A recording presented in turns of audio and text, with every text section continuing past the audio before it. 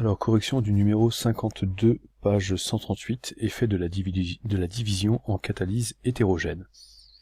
Alors, l'une des réactions qui se produisent dans un pot d'échappement catalytique est l'oxydation du monoxyde de carbone, gaz inodore et hautement toxique, en dioxyde de carbone, selon l'équation CO plus 1,5 2O2 qui donne CO2. Cette réaction est catalysée par un métal, le palladium, symbole PD. Pour simplifier les notations, on désigne CO par grand A, 1,5 2O2 par B, le dioxyde de carbone par AB et le palladium par K. La catalyse est modélisée par le mécanisme suivant, dans lequel Ka désigne un composé formé par l'espèce A fixé à l'espèce K, donc au palladium, à sa surface. Donc on dit que A est adsorbé par K. Donc ce mécanisme est en deux étapes, K plus A qui donne Ka et Ka plus B qui donne K plus AB. On a ensuite tout un tas de données qui vous font réviser les formules de géométrie que vous avez vues en 4e. Alors, un petit a, quelle est l'espèce qui joue le rôle de catalyseur et celle qui joue le rôle d'intermédiaire réactionnel. Donc le catalyseur, c'est le palladium, à noter K. Il n'apparaît pas dans l'équation. On remarque également que s'il est consommé lors de l'étape 1, il est régénéré lors de l'étape numéro 2. Donc ça, c'est une des caractéristiques d'un catalyseur. Il est régénéré, on le retrouve à l'état final, exactement dans le même état et en même quantité qu'à l'état initial. Alors, l'intermédiaire réactionnel, donc là j'ai oublié de noter, donc vous le noterez, c'est Ka. Donc Ka qui est formé à l'étape 1 et qui est consommé à l'étape numéro 2. Alors, question B, pourquoi parle-t-on de catalyse hétérogène? Donc K il est solide, les réactifs et les produits sont à l'état gazeux, donc on a bien une catalyse hétérogène, on a le catalyseur qui n'est pas dans la même phase, donc la phase solide, que les réactifs et les produits qui eux sont en phase gazeuse. Alors 2, on introduit une tige cylindrique de catalyseur K de rayon R égale 1,5 cm, de hauteur H qui vaut 1,5 cm dans 1 litre de solution. On détermine le temps de demi-réaction T1,5 pour la tige. On refait l'expérience en remplaçant la tige par 10 billes de rayon R' qui vaut 6,325 mm. On mesure le temps de demi-réaction avec les billes et on constate que le T1,5 avec la tige est supérieur au T1,5 avec les billes. Autrement dit, ça va plus vite avec les billes qu'avec la tige. Alors, calculer le volume de la tige, le volume total des 10 billes, que peut-on conclure? Alors, donc on calcule le volume du cylindre. Donc c'est l'aire du disque de base fois la hauteur du cylindre. Donc pi fois R au carré, donc 1,5 cm au carré, fois une hauteur de 1,5 cm également, ce qui nous fait à peu près, en arrondissant bon nombre de chiffres significatifs, à savoir 2, 1,1 10 puissance 1 cm3. On calcule le volume des 10 billes, donc 10 V', donc ça fait 10 fois le volume d'une sphère, donc 4/3 de pi fois R' au cube, et donc quand on fait le calcul, on a 1,060 avec 4 chiffres significatifs, puisque c'est la précision sur la valeur de R', fois 10 puissance 1 cm3. Donc si j'écris mes deux résultats avec le même nombre de chiffres significatifs, c'est-à-dire que j'en garde que 2 pour celui-là, j'arrondis à 1,1 fois 10 puissance 1. Autrement dit, les deux volumes sont égaux.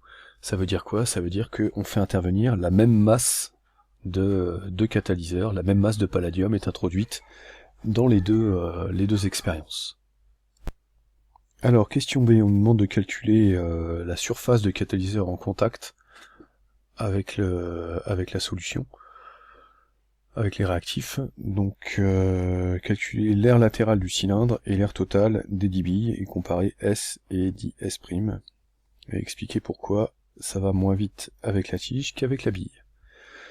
Donc on calcule la surface latérale, alors pourquoi on compte pas les deux disques au-dessus, en dessous, je sais pas trop. Alors donc on trouve 1,4 fois 10 puissance 1 cm². Pour les billes, donc la surface d'une bille c'est 4pi fois R au carré, donc là on a 10 billes, donc je multiplie par 10. Et donc on trouve 5,027 fois 10 puissance 1 cm².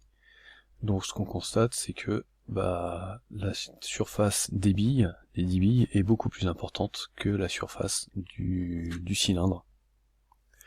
Donc comme on sait que l'absorption elle se fait au niveau de la surface du catalyseur, plus la surface est importante, plus la surface en contact avec les réactifs est importante, plus la transformation sera rapide.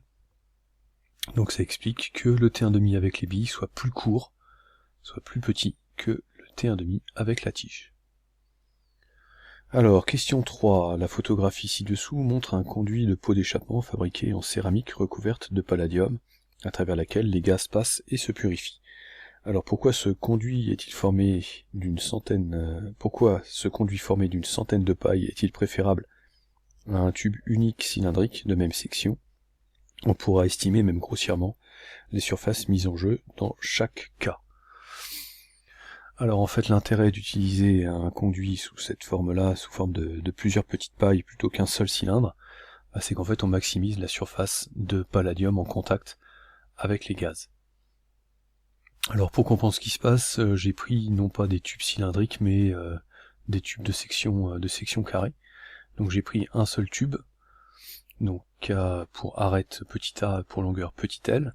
Donc la surface qui va être en contact, donc si le gaz il circule à l'intérieur du tube, ça va être ces quatre rectangles, donc 4 fois A fois L, la largeur fois la longueur.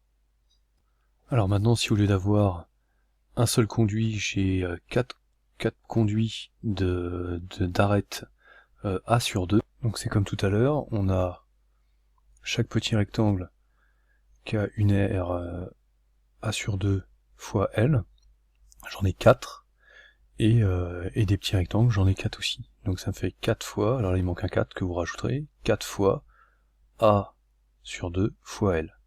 Donc 4 fois parce que j'ai 4 côtés sur chaque conduit, et j'ai 4 conduits.